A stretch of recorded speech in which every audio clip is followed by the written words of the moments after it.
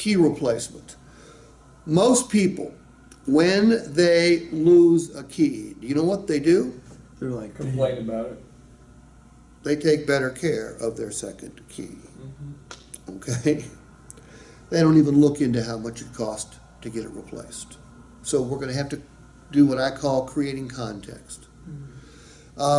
First of all, have you ever lost a key, Logan? yes, Okay, did you pay to have it replaced? of course not. Okay, well, had you paid to have it replaced, it would have been $300, $400, $500, depending upon the key fob itself, because those key fobs aren't really key fobs. They're computers. They're mini computers. They have a chip in them. They require programming. Though, even though you didn't replace it, you're going to pay for it. You know how? Trade. The more keys you have to your vehicle, the more valuable your vehicle.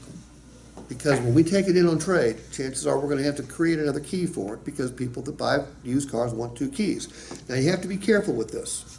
If they're looking at a used car that doesn't have 2 keys, you might want to change the wording just a bit. Okay? Do you know when you're showing a used car if it's got 2 keys or not? Yes. Yes. Okay. Be careful with it if the car's only got 1 key. If it pops up, customer says, well, wait a minute, you told me keys were really valuable, this one's only got 1. Say, that's why it's priced so low. Okay? If it had 2 keys, it would be priced an additional $500. And by the way, if you want an additional key for $500, we'll make one for you. And if we sell a certified